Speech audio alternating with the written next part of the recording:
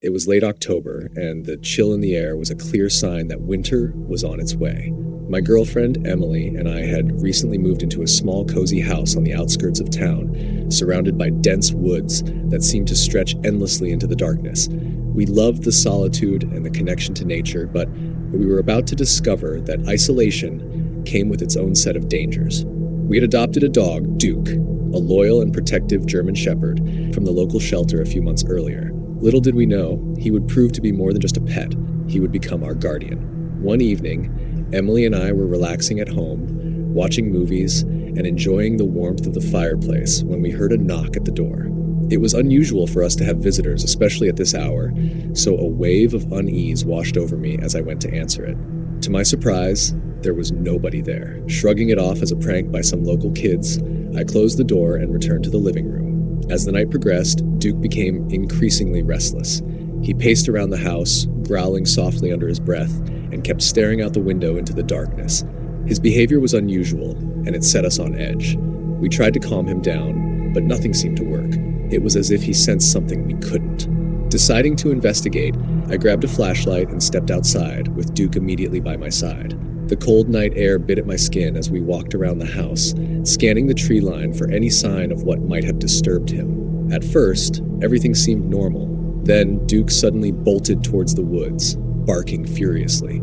I chased after him, calling his name, but he was focused on something deep in the trees.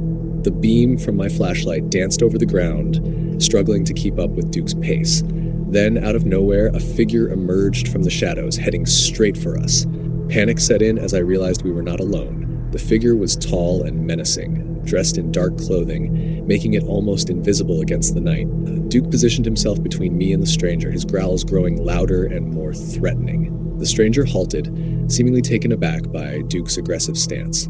It was a standoff, with only the sound of Duke's growling filling the air. Suddenly, the figure charged at us. Reacting on instinct, Duke leaped forward, tackling the intruder to the ground. I rushed in, trying to pull Duke away, fearing for his safety, but as I got closer, I saw a knife glinting in the moonlight, dropped by the assailant during the struggle. The realization hit me like a ton of bricks. We had been targeted, possibly watched for some time, and if it weren't for Duke, the night could have ended in tragedy.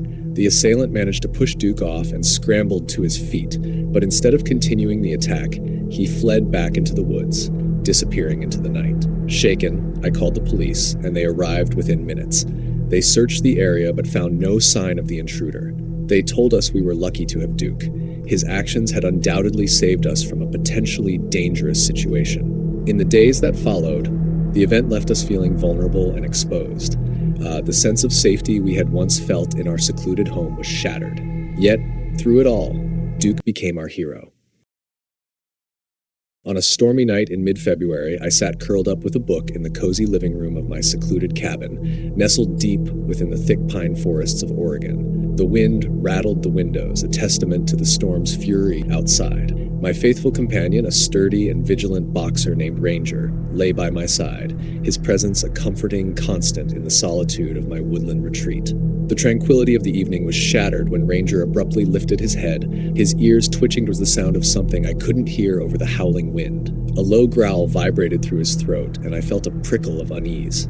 Ranger was not given to unnecessary alarm. His instincts had proven sharp and reliable.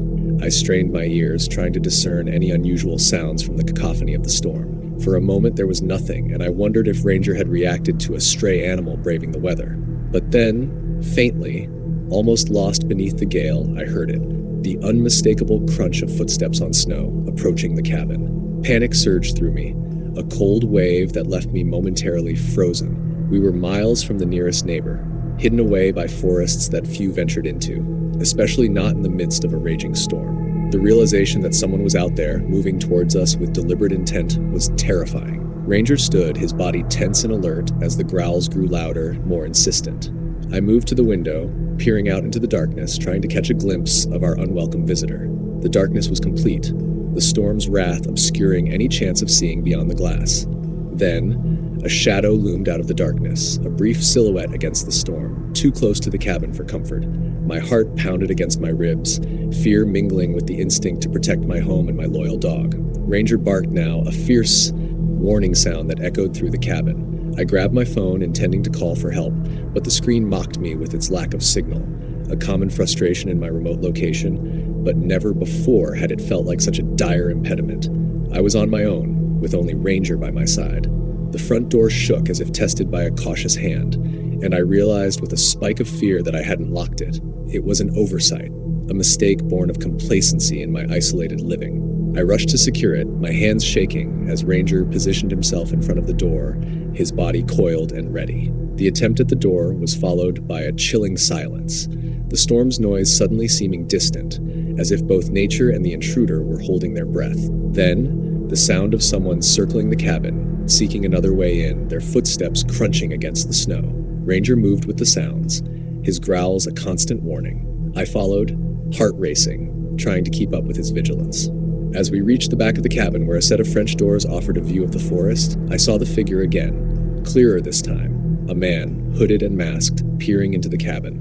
Ranger launched himself at the doors, barking furiously, and the figure recoiled, momentarily visible in the flash of lightning. Then, something I hadn't expected happened. The intruder, undeterred by Ranger's fierce protection, began to force the doors, his body a dark shape against the storm. I shouted, a desperate attempt to intimidate, to assert my presence, while I searched frantically for anything to use as a weapon. But it was Ranger's relentless defense, his barking and slamming against the glass, that made the intruder hesitate, reconsider. And then, as suddenly as it had all begun, the figure retreated, disappearing into the storm as quickly as he had appeared. Ranger didn't stop his vigilance until the footsteps were no longer audible, and even then he remained alert, watching the darkness. The storm passed, and the morning light revealed the tracks of our uninvited visitor, a stark reminder of the night's terror. The police, when they finally arrived, were of little help, the intruder gone without a trace except for the footprints left behind. That night changed everything. The cabin no longer felt like a haven, but a vulnerable, isolated target. Yet amidst the fear and the aftermath, there was an unshakable truth. Ranger had stood between me and a very real threat, his loyalty and courage undaunted by the danger. He had protected me, his instinct to defend overcoming the terror of the unknown assailant. I'm from Woodstock, Vermont. I live a few miles away from Main Street, tucked away in a wooded area where deer are plenty and regularly wander into my backyard. Most days, I take my Golden Lab Max for a walk in the natural trailways behind my house.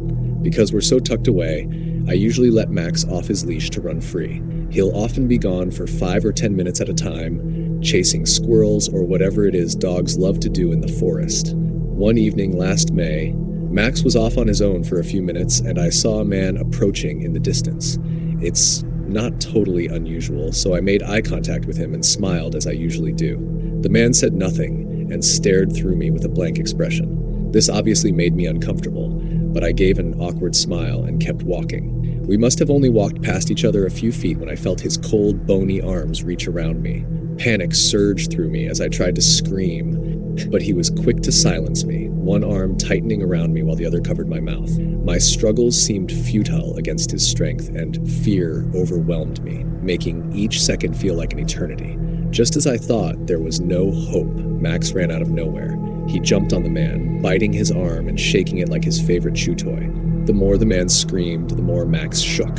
I ran. I ran as hard and as fast I could. Soon enough, Max was back by my side, and we didn't stop running until we were home. I was obviously shaken, and Max didn't leave my side the rest of the night. I reported the incident to the police, but nothing came from it. That was 5 years ago. Max is still alive and healthy. I didn't let the incident keep Max and me from enjoying our nature walks, but after that, he never seemed to ever wander very far.